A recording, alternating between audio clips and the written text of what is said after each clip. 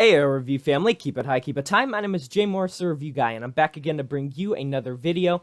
Welcome back to another album review, and this one I'm going to be covering the album Further Still by, about to butcher the pronunciation of your favorite band, Bosse-de-Nage. That's the best I can do. I have no clue, and I have seen nothing online about how to pronounce this band's name. They are from California, and basically, they are a kind of Blackgaze band. That's what you could label them as from the easiest standpoint, but we'll get into some of their influences as we go throughout. And I gotta say, this one is a sleeper, guys. This one really is a sleeper. So, if you watched my fairly recent review of Deafheaven's new album, Ordinary Corrupt Human Love, which was more of a kind of post-rock and post-metal album, I wasn't that big of a fan of that album, and something that I'm pretty sure I commented about in that album review is that I understood the hype, but I didn't really get into their album Sunbather, which is an album that really made a lot of hype around them because they were kind of bringing up Blackgaze to the forefront, and a lot of people were really getting into this band's sound and what they were putting forward, where they were having kind of like black metal influences with Screamo and with post-metal, post-rock, a lot of atmosphere, almost like symphonic black metal without the symphony. That's the best way I can put it. But I've never been a big fan of Blackgaze, whether it be from a band like Deafheaven, whether it be from a band like Alcé. There's quite a few bands that have embraced this style and tried to bring it up to the forefront, and it does have a fan base behind it. I've talked to people that have been just really big fans. I was actually on Overwatch the other day playing just a competitive game, and someone brought up Deafheaven, like randomly. I mean, these bands have a lot of hype built around them because they're not necessarily accessible. They're not something you would hear on the local pop station, but they're accessible enough to where people that don't necessarily traditionally listen to metal, or at least extreme metal, could still enjoy it, and it could still appeal to them on a wide range. Whereas a band, say, like Metallica or Avenged Sevenfold, are more kind of radio-friendly. Deafheaven's not necessarily a radio-friendly band. I'll say it's not necessarily a radio-friendly band, but people still like them because they have that atmosphere, that kind of melody to their music. But Bosse-de-Nage, I swear I'm going to get that name so wrong this whole video. I'll try to say it the least I can. But their album is Further Still, and I have to say, I really like this album. This is the first Blackgaze album that has really stopped me in my tracks and made me say, hold up, that's a really nice album. And it starts off with the 5-minute and 11-second, if I remember correctly, track, The Trenches.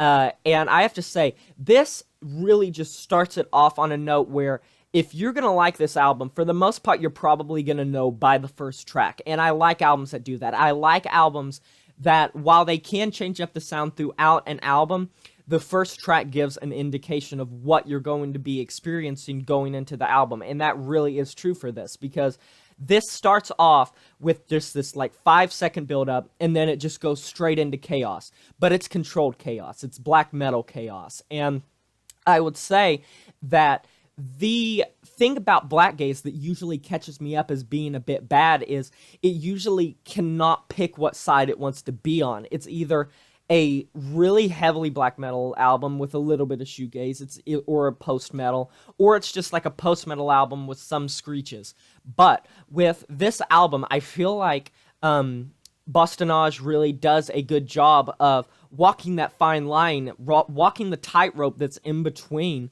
of making it just complete black metal chaos with these shrieks, with these very black metal influenced like sounds of the instrumentation. That's something you will notice, is it sounds like black metal. You sound like you're listening to a black metal album. And you also have that post-metal influence, that almost sometimes math rock influence that really commands the instrumentation side alongside the black metal, to the point to where neither side sounds like it is commandeering the other. It feels like both sides are just adding to the overall product of the album rather than dominating one side of the other and making that be the overall sound for the album. So the first track is one of my favorites, but my one that I kind of want to point out is the fourth track, which is entitled Listless. And man, I love this track. It's not that super long, but the atmosphere behind this track, that's something about this whole album that a lot of Blackgaze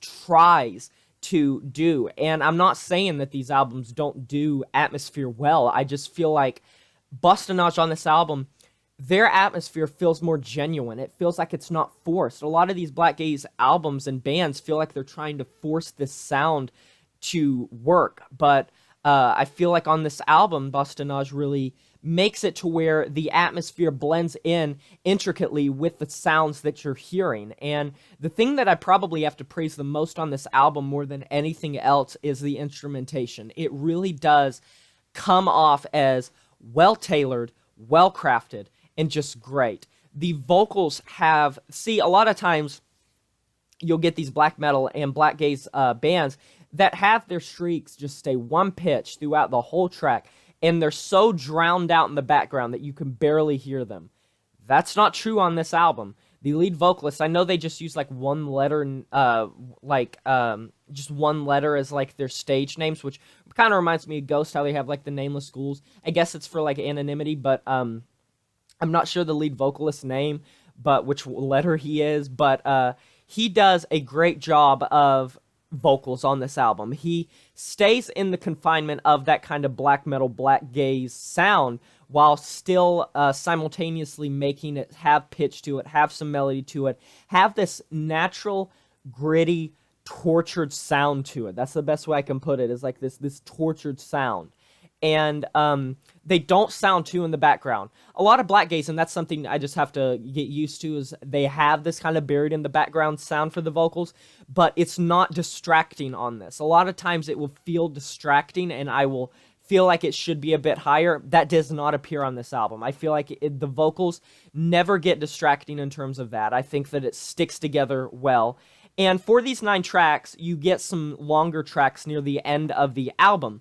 Some of the names specifically are like slipping my mind, but I know that the last track is like 6 minutes and 30 seconds, 40 seconds. It's a long track, and I think that it ends the album off on a good note because it has this like eerie, chaotic feel, and being able to mix those two sounds really does show some technical prowess and some undeniable, just impressive sounds to this album. And with all of these influences coming together, whether it be indie, whether it be Screamo, whether it be black metal, whether it be post-metal, post-rock, math metal, mathcore, I mean, whatever you want to say, they throw it in this mixing pot, shoegaze, and I love it. I love this album. I think it's really a good album, and it's the first, it might very well be one of the first black metal albums, and definitely the first Blackgaze album that I've listened to and just been like, wow, this is a fantastic project.